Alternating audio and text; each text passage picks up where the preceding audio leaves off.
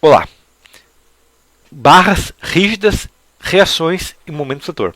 Essa é a aula 4 de estática. Bom, o que são, primeira coisa, o que é momento do setor? Primeira coisa, vamos imaginar, todas as barras que a gente está passando aqui até agora, vamos imaginar que essa caneta aqui seja uma barra.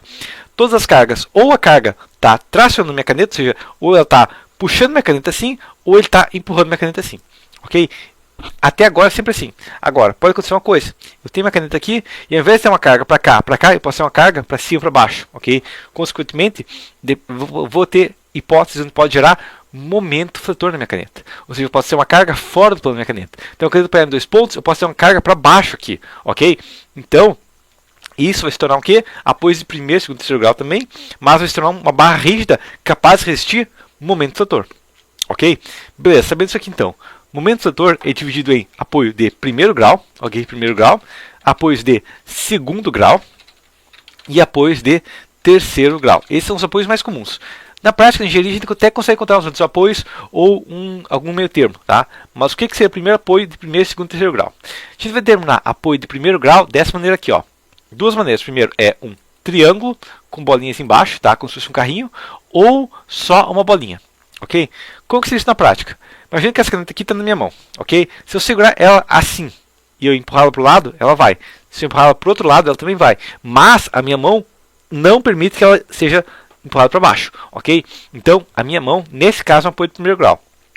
Agora, como que é o apoio de segundo grau? O apoio de segundo grau é o mesmo triângulo aqui, ó, certo?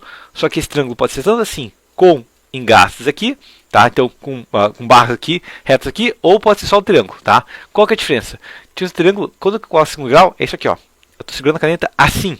Se eu empurrar ela para baixo, no centro, ela não vai descer. Se eu empurrar para o lado, ela também não vai para o lado. Ou seja, um apoio de segundo grau, apoio de primeiro grau é como se fosse um carrinho, tá? Apoio de segundo grau é o carrinho com o freio de mão puxado e com a marcha engatada, beleza? Ou seja, se eu tentar empurrar ele para o lado, ele não vai para o lado. Isso é segundo grau. Agora, terceiro grau o quê? Terceiro grau é quando eu tenho uma capacidade de resistir momento. Tá? Como que vai terminar assim, ó? Como se tivesse uma barra aqui, ó, com vários pontos fixados. Ok? Por que isso é importante? Bom, porque eu tenho minha caneta aqui, estou segurando ela com toda a força aqui. Para cá eu não consigo empurrar. Para cá, se empurrar no meio eu não consigo empurrar. Agora, se eu empurrar aqui, ó, naturalmente eu vou conseguir girar essa caneta, eu consigo balançar ela. Não importa quanta força eu seguro aqui, ó, eu consigo balançar ela. Beleza? Como que eu falei? Se alguém tentar balançar ela, eu não consigo balançar. Eu vou segurar ela assim, ó. Tá? Segurando ela assim, ó, eu tenho uma largura no meu apoio e quando você tentar empurrar, só se eu entortar a caneta para dobrar ela, porque minha mão não está deixando ela dobrar, ok? Isso é um apoio de terceiro grau, ok? Outra coisa que tem que pensar aqui é o seguinte: para uma peça ser, quando pensar numa barra, ela pode ser hipoestática, isoestática ou hiperestática. O que é isso, basicamente? Vamos pensar que eu tenho essa caneta aqui, ó, ela está pendurada, apoiada só no meu dedo aqui, ó. O que vai acontecer? Ó, ela cai, beleza? Então, quando ela está apoiada só num ponto de primeiro grau, ela cai. Se ela tivesse apoiada em 2 pontos, tá? Apoiada aqui em 2 pontos, né? Imagina que isso fica em linha reta, ó, ela não cai. Então, ela fica estável, tendo 2 pontos, cada um para cada lado do centro de gravidade, beleza, funciona. Só que tem um pequeno problema. A caneta pode ir para o lado. Esse é um problema, porque ela pode ir para o lado, ela pode cair. Não adianta, eu tenho que ter uma caneta que segura dos dois lados. Então, o que eu poderia ter para servir de dois lados é o seguinte, ó. Eu tenho uma caneta aqui, ó, tá? E vou imaginar que ela esteja assim, ó, tá? Então, aqui, ó, isso aqui é uma caneta que ela está apoiada. Apoio simples aqui, tá? Apoio simples aqui desse lado, beleza? Está empurrando para baixo, mas é um apoio simples. E aqui eu tenho um apoio de segundo grau, tá? Em parte porque eu consigo empurrar um pouco para o lado, mas em parte porque ele consegue suportar também a carga por cima e para baixo e um pouco de carga lateral, ok? Isso aqui seria uma caneta com 2 apoios. Agora, uma caneta de terceiro apoio, é como eu falei, eu seguro a caneta aqui, ó, só entortando ela para soltar, ok? Então, o terceiro grau é quando eu tenho uma largura, tá? Na prática, 2 apoios afastados são como um apoio de terceiro grau, tá? A questão é, uma peça pode ser isoestática, hiperestática ou hipoestática. Uma peça hipoestática é quando ela está suportada só por meu dedo aqui e ela cai, tá? Não funciona, tá? Se a peça está hipostática, a gente sai correndo antes de tentar calcular ela, porque não tem como, tá? Isoestática é uma peça que a gente consegue calcular, ok? Isoestática, como falei, ela está apoiada em 2 pontos ou ela está engastada em um ponto. Agora, hiperestática. Uma peça hiperestática funciona assim, ó. Eu agarrei com a minha mão aqui nessa caneta e deixei suportado para esse lado, ok? Vai acontecer o quê? Se eu soltar aqui, ela continua de pé. Ela tenta demonstrar com uma régua que é mais fácil, porque ela é maior, tá? Então, vou voltar aqui um pouco para trás, ok? Então, tem uma régua aqui, beleza? Se eu apoiar dos dois lados, ela é estática. Se eu tentar tirar uma mão, ela vai cair junto, ok? Agora, se eu segurar dos dois lados rigidamente, se eu soltar uma mão, outra funciona. Se eu soltar a outra mão, a uma funciona também, ok? Então, isso aqui, essa régua aqui, da maneira que eu estou segurando, ela é hiperestática. Por que isso é importante? Bom, porque uma peça hipoestática, regra simples, a gente sai correndo porque não tem o que fazer, ela está caindo, tá? Uma peça isoestática, que ela tem pelo menos 3 graus de reação, ela está estável, tá? Ela está estável ali, só que se eu tirar um apoio, ela cai. Então, ela está iso, tá? Ela está só com o que precisa. E uma peça hiperestática, ela está com apoio sobrando, ok? Quando a gente está falando de uma peça hiperestática, a gente até consegue calcular manualmente, mas ela tem, dependendo da rigidez global da estrutura, ela vai ter apoios diferentes. Ou seja, dependendo da força da minha mão direita e da força da minha mão esquerda, ela está apoiada de maneira diferente, ok? Quando está falando de uma obra muito grande, uma coisa assim, se essa mão aqui eu estou segurando, e aqui eu deixei um criança de 2 anos segurar, provavelmente essa mão aqui vai estar segurando muito mais do que essa aqui, ok? Então essa que é a questão, que quando a gente trabalha com hiperestática pode acontecer isso. Outra coisa que pode acontecer, estou segurando com as duas mãos aqui, ó, tá? E eu também vou apoiar ela aqui no meio, ok? Então apoio aqui no meio, apoio na ponta aqui, ó, e apoio aqui, tá? Então eu estou apoiando em 3 pontos agora. Também hiperestático. Por quê? Porque não tem só 2 pontos de apoio, tem 3 apoios simples. Que, como a gente sabe, né? 2 apoios afastados contam como um engaste, beleza? Então, isso aqui são reações. Sabendo isso, então, a outra situação que a gente vai ter é momento fator em barras rígidas. Uma barra rígida é uma barra que resiste momento fator, ok? Que seria um exemplo de barra rígida? Bom, essa régua aqui, ela tem uma, você consegue ver pela seção dela que ela é muito mais larga do que alta, ok? Então se eu pegar essa régua aqui, ó, e bater nela, ela vai balançar tranquilamente. Agora, se eu segurar ela aqui rígida, ela não vai ter a mesma capacidade de deformação. Ou seja, uma barra que tem inércia, ou seja, que ela tem a altura, depois a gente calcular exatamente como que é isso, mas basicamente, quanto mais alta a peça, mais próximo de rigidez ela fica, né? Porque rigidez, por enquanto, a gente vai pensar o quê? É rígido ou não é? Na prática, toda peça tem uma mínima rigidez, tá? Mas no nosso caso, a gente vai pensar se é rígida ou não, princípio, beleza? Sabendo isso, então, o que seria um exemplo de uma barra, de um cálculo de uma peça com momento fator? Vamos imaginar a seguinte situação.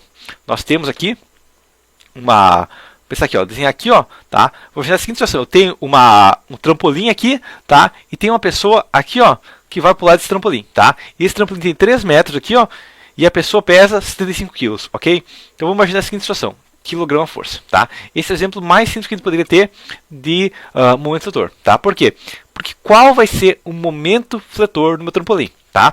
Esse trampolim, como a carga está aqui para baixo, ó, a carga está para baixo, a carga está para cima, tá estático? Teoricamente sim, só que o problema é o seguinte, se eu tenho aqui minha régua, tá? Pegar minha régua novamente, tá aqui minha régua, vou pegar com essa mão e empurrar para baixo, essa mão aqui eu vou empurrar para cima, e essa mão aqui eu vou empurrar para baixo, o que vai acontecer é que ela vai girar, normal, ela vai girar, por quê? Porque o momento do torno é zero, tá? Eu estou torcendo ela, eu estou gerando um momento do torno nela, um torque nela, ok?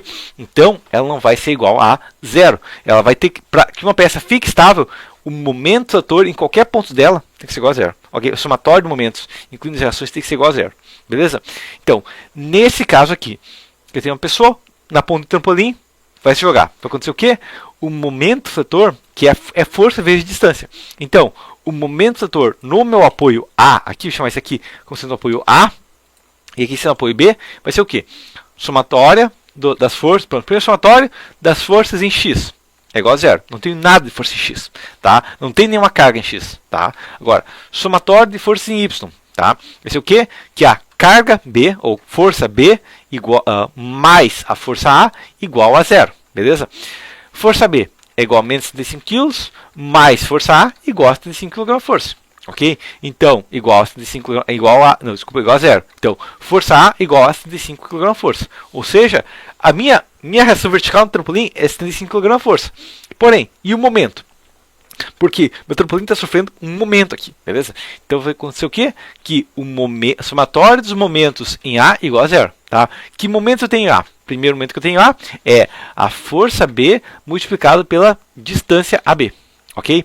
Essa é a primeira questão. Que outro momento eu tenho A? Eu tenho mais momento em A direto. Então eu tenho um momento fator em A, tá? Igual a zero, tá? Essa é a questão. que eu tenho um momento fletor no eixo A. Sempre que eu tenho um engaste, naquele ponto eu vou ter um momento. Ok? Então, força B, 75 kg a força, multiplicado por 3 metros, igual a 0. Mais MA igual a 0. Então, 75 vezes 3, 225, igual a MA.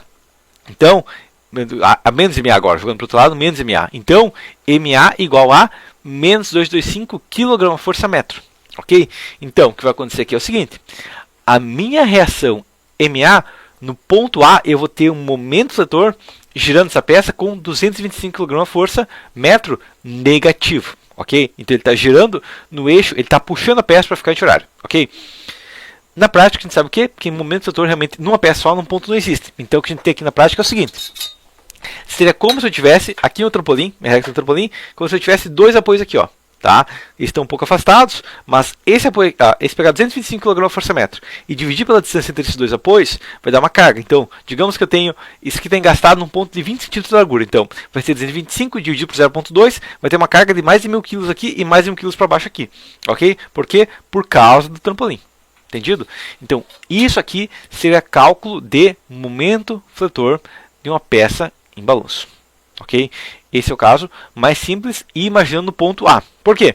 Porque o momento fletor no meu ponto B aqui, ó, vai ser a carga para baixo aqui, e começou agora, vai ser 0. Entendido? Então, meu momento fletor no ponto A é 225 kg força metro. Bom, isso é uma questão. Agora, a gente tem uma outra questão, que é o quê? Vamos imaginar agora que eu não tenho só um apoio. Imaginando o quê? Que eu tenho dois apoios, tá? Selecionar isso aqui, ó, tá? Vamos imaginar que eu tenho dois apoios. Apoio simples, né, para a gente conseguir calcular a coisa estática, beleza? Então, eu vou imaginar a seguinte situação. Eu tenho uma ponte, beleza? Eu tenho uma ponte, de um lado eu tenho um apoio de segundo grau, tá? Com base, um lado de segundo grau, um lado de primeiro grau, beleza? Tá aqui a minha ponte, ok? Nessa ponte aqui, ó, eu também tenho do outro lado um apoio de primeiro grau, beleza? Então, a ponte isostática. Nessa ponte está passando, digamos, um caminhão, tá? Então, aqui meu caminhão, beleza? Tá aqui meu caminhão. Isso aqui a gente vai fingir que é um caminhão, tá? Fingir que é um caminhão isso aqui, beleza? Tá aqui meu caminhão aqui, ó, beleza? Então, tá aqui meu caminhão. E esse caminhão pesa 10 toneladas de força, ok? 10 toneladas de força. Entendido? O que eu sei também aqui é o seguinte, ó, que desse apoio aqui até o centro do meu caminhão, eu tenho uma distância, uma cota aqui, e depois eu chego até aqui, ó, eu tenho uma distância de 12 metros, ok? Então eu tenho 12 metros daqui até aqui. E daqui até aqui eu tenho mais 16 metros, ok? Outra coisa, eu vou chamar aqui de ponto A, aqui de ponto B e aqui de ponto C. Como eu tenho uma reação lado esquerdo de A, eu vou desenhar as reações, ok? Eu tenho uma reação na vertical, ok? Então a reação vertical aqui em ponto A. Então é reação vertical em A. Aqui também eu tenho uma reação horizontal, porque é um triângulo a segundo grau, então ele resiste cargas horizontais. Ele está freado aí. Então eu vou ter uma reação horizontal em A. Reação, até escrever isso aqui que é mais bonitinho. Reação horizontal em A, beleza? Eu tenho essa reação aqui também. O que mais que eu tenho que saber? Lá do outro lado, eu tenho que ter uma reação, ok? Então, lá do outro lado, eu vou ter uma reação vertical em C, tá? Só que como é uma rótula, ele desliza, ele não resiste. Então, aqui vai ser o quê? Reação vertical em C. Então, essas são as cargas que eu tenho. Vou apagar esse RVA e escrever ele bonitinho, tá? Mas a questão é, essas são as cargas que eu vou ter na minha peça, certo? Então, o que eu vou fazer aqui agora? Reação vertical em A, ok? Bom, fazer assim. Primeira coisa, somatório das forças em X, ok? Igual a 0. Que força tem X? RH é a única força que tem X igual a 0. Então, matei. O RH é igual a 0. Enquanto esse caminhão não frear, enquanto essa ponta não deslizar tudo mais, vai ser 0. Então, nessa hipótese aqui vai ser 0. Ok, próxima situação. Reação, ó, somatório. Deixar aqui no espaço. Somatório de forças em Y agora. Somatório de forças em Y vai ser igual a 0. Tá? O que eu vou ter de somatório de forças em Y? Eu vou ter RVA mais RVC menos 10 toneladas de força igual a 0, ok? Isso eu sei, porque as duas forças estão empurrando para cima e o caminhão está caindo para baixo. Mas daí a viga está segurando, beleza? A ponta está segurando. Então eu sei que RVA mais RVC igual a 0. É 5 para cada um? Não necessariamente, pode ser diferente. Nesse caso, inclusive, é diferente, certo? Então isso que eu sei. Só isso aqui não é suficiente, porque eu tenho duas incógnitas. Na verdade, eu tenho três incógnitas. Né? RH, RVA e RVC. A primeira equação matou uma incógnita. A segunda simplificou uma incógnita. Agora eu tenho que colocar uma terceira equação para matar uma incógnita. Que seria o quê? Que seria somatório dos momentos em qualquer ponto. Pode escolher qualquer ponto. qualquer ponto, tá? Mas o ideal é que você coloque um ponto onde já tem uma reação que você quer eliminar, RVA ou RVC, ou seja, eu vou calcular os momentos ou em A ou em C, tá? Então eu vou calcular os momentos em C, beleza? Podia calcular em A? Não, podia calcular, vamos calcular em A então, tá? Não importa o lado que eu vou calcular, mas vocês também que eles são iguais a zero, beleza? Que momentos fatores tem A? É o seguinte, então começar no ponto A e indo para a direita, a gente vai encontrar todas as cargas e pegar a distância até o ponto A. Então, primeira coisa que eu tenho, eu venho aqui, ó, venho indo para a direita, andei 12 metros, então 12 metros eu andei, multiplicado pela carga, de 10 toneladas de força. Isso aqui é positivo ou negativo? Aí vai depender de cada caso, mas geralmente a gente vai usar o seguinte, quando a gente tem uma carga no eixo horário, eu vou considerar positivo. Tá? Ah, mas o meu livro usa negativo. Sem problema, você pode usar negativo, não importa. Mas a questão é, você tem que pensar, ou é horário ou é anti-horário que está dando positivo e que está dando negativo. Nesse caso, horário positivo, anti-horário negativo. Beleza? Então, 12 metros multiplicado por 10 toneladas. E de lá do outro lado tenho menos RVC. O RVC está girando no sentido anti-horário. Está girando essa peça aqui, ó, quando eu aplicar aqui, ó. Imaginando que aqui tem um ponto de rótula, eu vou girar essa peça aqui para cá, tá? No eixo horário. RVC multiplicado por 12 mais 16 igual a zero, ok? Então, 120 menos RVC vezes 28 igual a zero, ok? RVC igual a 120 dividido... menos RVC, ou posso fazer assim, 120, né, igual a 120 dividido por 28 é igual a RVC, beleza? Então... 120 dividido por 28, 120 dividido por 28 vai dar 4,28. Então, RVC aqui, ó, igual a 4,286, tá? Arredondar para cima, tonelada força, beleza? Então, o meu lado C resiste 4,286. Consequentemente, o meu lado A vai resistir, sabendo que aqui eu tenho essa equação aqui, ó, RVA mais 4,286, inclusive aqui não é zero, eu acabei dizendo errado, aqui é 10, né? É 10 toneladas de força, só joguei para o outro lado aqui, é 10 toneladas de força. Então, eu sei o que? Que RVC mais RVA mais 4,286 igual a 10. Então, RVA igual a 10 menos 4,286 é igual a 5,714, ok? Então, essa é a minha reação RVA. 5,714 tonelada força, beleza? Sabendo isso então, o que a gente pode calcular também, não é o caso ainda, mas a gente já pode calcular para encontrar o momento máximo dessa peça, é o seguinte, a gente vai pegar a reação máxima até chegar no ponto onde a carga é nula, nesse 10 toneladas, e podemos calcular o momento de retorno dessa peça. Então, é 5,714 multiplicado por 12 metros, eu sei que o momento de retorno dessa peça é de 68 toneladas de força-metro. Só por causa do caminhão. Claro, tem o peso próprio e tudo mais, vai ser muito maior. Mas isso aqui eu já sei. Entendido?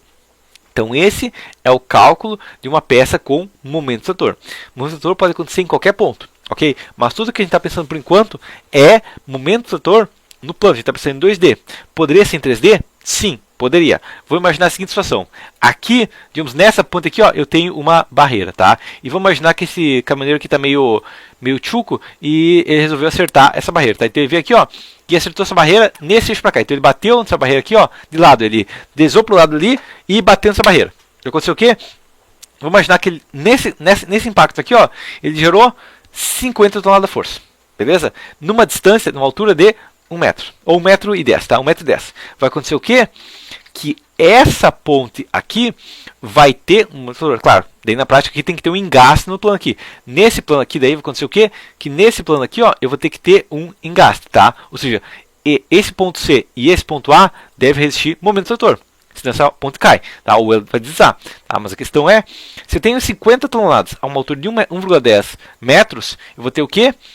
50 toneladas de força multiplicado por 1,1 igual a 55 toneladas de força-metro de torsor. Então, momento de torsor igual a 55 toneladas de força-metro. Vamos pensar assim, ó. O momento de torsor que a gente tinha é o quê? Tá aqui minha caneta, beleza? Tá? Eu apliquei uma carga assim para baixo, ok? Isso aqui é momento trator, tá? O que seria momento de torsor? Bom, vamos pensar aqui, ó.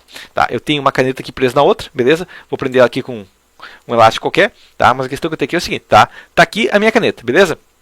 Ela está presa, bem, então está aqui minha presa. Tá? Então, eu ainda vou ter minha caneta aqui, ó, minha caneta vermelha aqui sendo os dois apoios, mas ela vai ter um engaste aqui. Agora, se eu tenho um caminhão batendo aqui, ó, meu caminhão bateu aqui, ó, tá? Vai acontecer o quê? Que ele vai tentar girar isso aqui. Tá? Ele vai tentar girar, e se ele conseguir se engastar na caneta, ele vai tentar torcer a caneta junto, ou tentar torcer a ponte junto, ok?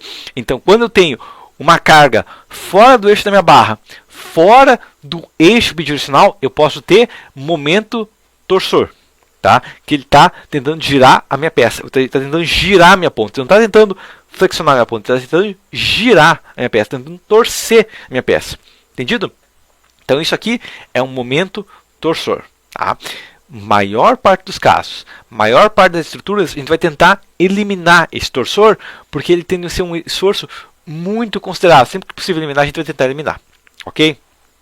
Momento torsor já é muito mais crítico que a axial, mas é necessário. Agora, momentos torsor, a gente tenta eliminar sempre que possível. Inclusive, a norma de concreto, por exemplo, o único caso que ela permite rotular peças é quando é torsor. Tá? Ela permite eliminar torsor sem deixar outro jeito de resistir a essa carga. Beleza? Mas por enquanto, se é isso, até a próxima.